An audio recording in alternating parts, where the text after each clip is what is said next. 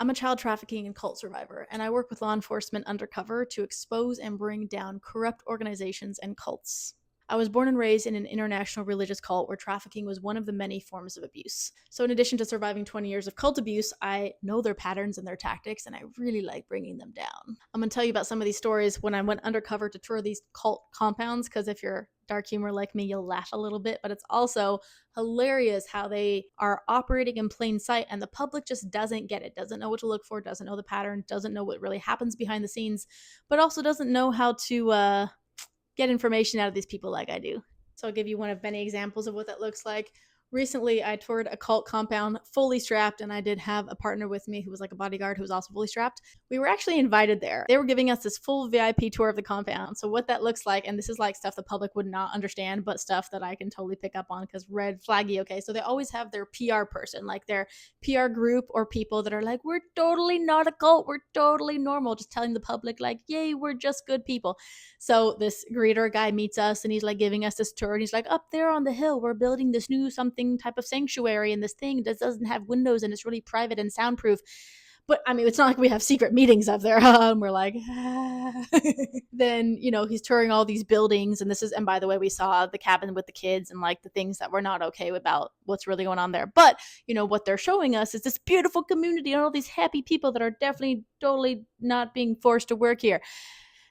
And he introduces us to his wife even, and she's like this totally beaten into submission woman. And I was like, then, they invite us in for dinner. So like you couldn't make this stuff up. He's literally sitting there. And he's like, a lot of people call us a cult, but we're not a cult. If you want to know that we're not a cult, just ask Pastor XYZ. Just watch Pastor XYZ's videos. He'll tell you. We're like, And as he's saying this, literally behind him on the wall, there's this picture of like the 3 generations of cult leaders with their crowns and their royal garment because they think they're Jesus or the second coming of Jesus or God's kingdom or something. And there's these 3 generations of them all like dressed in robes like they're the freaking Pope. And then literally right here on the other corner, there's this picture of Jesus, like totally normal, totally not culty at all. By the way, the number 1 rule of every cult is we are not a cult. So it would be like very offensive for them to admit that because it's obviously a negative connotation in their mind, which is not a bad thing because cults are very creepy. With that being said, that's like their number 1 thing. We are not a cult. So we tour this compound, we see what we need to see, we gather the evidence, they invite us all in for dinner, we're like having this great old time, like I'm just smiling and waving. I'm actually a really bad actress, but I can play dumb and ask questions pretty good. So they're like going off, and these people just love to like convert you. So any type of information that you ask, a lot of times they're really willing to give you information if they think they might be able to win you over to God's kingdom.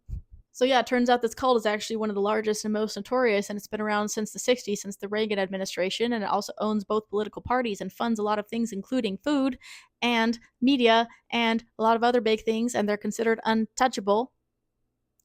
And you'll see them hobnobbing with a lot of public figures and religious leaders, and we're all supposed to play dumb and pretend like it's totally fine because they say they love Jesus.